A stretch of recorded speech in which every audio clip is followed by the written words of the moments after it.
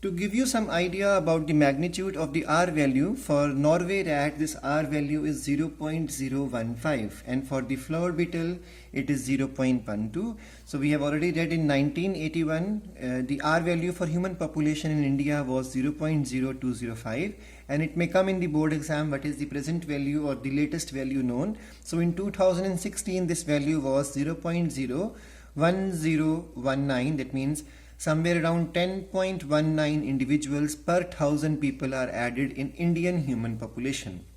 So now the next thing is to find out the current value of R. Remember, to find out this value of R we need to know the current value of B and D. Now above equation describes the exponential or geometric growth pattern of a population and results in a J-shaped curve. And when we this curve is obtained when we plot the n in relation to the time. N means population density and t is the time lapsed. If you are familiar with the normal calculus, we can derive this by this equation. We can derive this equation or formula that nt is equal to n naught e raised to the power rt, where nt is the population density after time t, n naught is the initial density at time 0. R stands for intrinsic rate of natural increase and E is the base of the natural logarithm, that is 2.71828. Now let's understand this graph along with the reading of this concept. Any species growing exponentially. Exponentially means without any control under unlimited resource. Now why it goes without control? Because resources are unlimited and biotic and abiotic factors, everything is in the positive situation. So any organism any species growing exponentially under unlimited resource condition can reach enormous population density in a short duration of time. Darwin showed that how even a slow growing animal like elephant could reach enormous number in the absence of check. Check means restraints or limitations.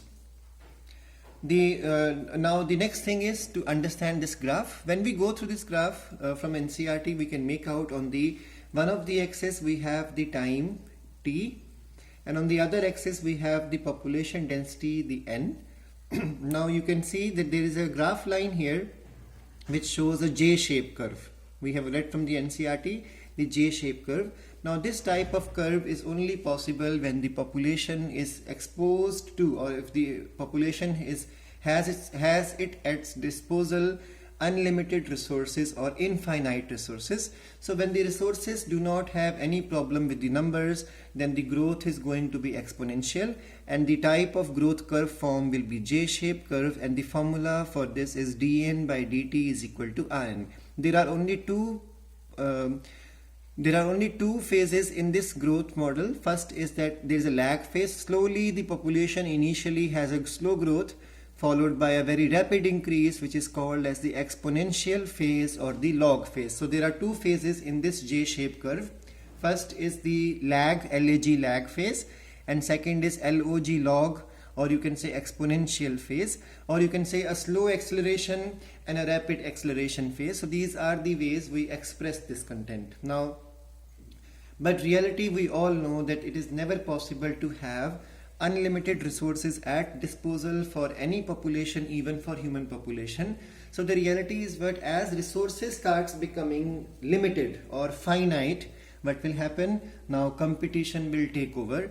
Now the population individuals, because we have learned already that population is the group of individuals of a particular species, same species, living in a geographical area, and then they are sharing and competing for the same resources. So as long as the resources are unlimited, the population may grow in a J-shaped curve or exponential growth, but once the resources become limited or finite, competition is going to be more and more stiff, and as there is more and more stiff competition going on, then what will happen? The population individuals are going to harm each other or cause a problem for each other. So there will be negative effect on the growth, and finally there will be a slowdown in the growth of population, and this concept is the logistic type of growth model. So let's begin with the second type of growth model.